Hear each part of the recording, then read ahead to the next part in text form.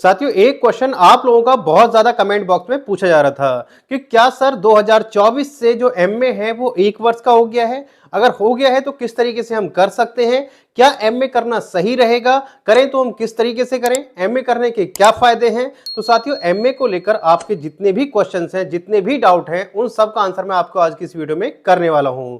तो आज की वीडियो बहुत ही महत्वपूर्ण होने वाली है, बहुत ही इंफॉर्मेटिव होने वाली है। वीडियो में अंत तक बने रहिएगा।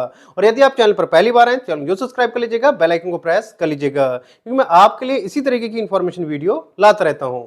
तो साथियों, बात करते हैं कि एमए 1 वर्ष का होगा या फिर 2 वर्ष का ही रहने वाला है। तो साथियों, 2024 से जो आपका एमए है वो 1 वर्ष का होगा, लेकिन ध्यान से सुनिएगा किसके लिए होगा। तो साथियों, 2024 से जो एमए होगा वो 1 वर्ष का होगा, लेकिन उनके लिए होगा जो नई शिक्षा नीति के तहत जिन्होंने अपना जो ग्रेजुएशन है वो 4 साल का किया हुआ होगा। यानी कि जिनका ग्रेजुएशन 4 साल का है तो उनके लिए जो एमए होगा वो 1 वर्ष का होगा। लेकिन जिनका ग्रेजुएशन 3 साल का है, या तो वो पहले कर चुके हैं या फिर अभी कर रहे हैं, तो उनके लिए जो आपका एमए होगा वो 2 वर्ष का ही रहने वाला है, उसमें कोई परिवर्तन नहीं होगा। तो आई थिंक आपको चीजें क्लियर हो गई होंगी। यानी कि 2 वर्ष का जो एमए होगा वो उनके लिए होगा जिनकी ग्रेजुएशन 3 साल की होगी, और जिनका ग्रेजुएशन 4 साल का है उनके लिए जो एमए होगा वो 1 वर्ष का होगा। 2024 से कोई प्रॉब्लम नहीं है। अब बात करते हैं कि एमए करना चाहिए या फिर नहीं करना चाहिए, करें तो किस सब्जेक्ट से करें। तो साथियों, एमए करने के जो फायदे हैं वो मैं पहले भी बता चुका हूं, जिस पर आपने बहुत सारा प्यार दिया है। लगभग 1.5 मिलियन के आसपास उस पर व्यूज आ चुके हैं। तो साथियों, एमए करने के बाद आप हो जाते हैं पोस्ट ग्रेजुएट, यानी कि जितनी भी पोस्ट ग्रेजुएशन के लिए वैकेंसी आती है उनको आप भर सकते हैं। एमए आप किसी भी एक सिंगल सब्जेक्ट से करते हैं, जैसे आपको हिंदी से, हिस्ट्री से, ज्योग्राफी से, इंग्लिश से, जिस भी सब्जेक्ट का आपको टीचर बनना है, जिस भी सब्जेक्ट में आपको अपना करियर बनाना है, उस सब्जेक्ट से आप अपना एमए करते हैं।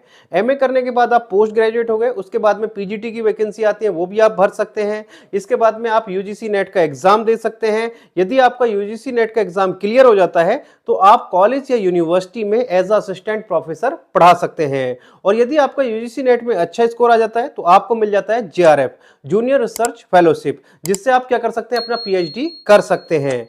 इसके बाद में एमए करने के बाद अब आप यदि यूजीसी नेट का एग्जाम भी क्लियर नहीं कर पाते हैं तो डायरेक्ट आप अपना क्या कर सकते हैं, पीएचडी कर सकते हैं। अब आपको एमए करने के बाद एमफिल करने की आवश्यकता नहीं है। तो यदि आपको टीचिंग लाइन में जाना है तो उसके लिए आपको एमए करना ही होगा, या किसी इंडिविजुअल सब्जेक्ट में आपको अपना करियर बनाना है, जैसे हिस्ट्री में, ज्योग्राफी में, पॉलिटिकल साइंस में, तो आप अपना उस सब्जेक्ट से क्या कर सकते हैं, एमए कर सकते हैं। आपके पास यही ऑप्शन है। यदि आपको प्राइवेट सेक्टर में जाना है, जो आपको एमएनसी कंपनी है, प्राइवेट सेक्टर की कंपनी है, तो फिर मैं आपको कहूंगा बिल्कुल भी एमए मत करना। प्राइवेट में आपको कोई हेल्प नहीं मिलने वाली है। यदि आपको टीचिंग लाइन में प्राइवेट में टीचर बनना है तो आप एमए कर सकते हैं। तो आई थिंक आपको चीजें क्लियर हो गई होंगी कि किसको एमए करना चाहिए, किसको नहीं करना चाहिए, एमए 1 साल का होगा या 2 साल का होगा, क्या फायदे हैं, और भी बहुत सारे एडवांटेज हैं जिस पर आप वीडियो जाकर के देख सकते हैं, जो मैंने बनाई हुई है। उसका लिंक आपको डिस्क्रिप्शन बॉक्स में मिल जाएगा। तो यदि आपका अभी भी कोई डाउट या क्वेश्चन रह गया है तो आप मेरे से कमेंट बॉक्स में पूछ सकते हैं। मैं जितने जल्द से जल्द होगा उसका आंसर या उस पर वीडियो बनाने की पूरी कोशिश करूंगा। तो चलिए साथियों, मिलते हैं आपसे नेक्स्ट वीडियो में कुछ नई इंफॉर्मेशन के साथ। तब तक के लिए जय हिंद, जय भारत।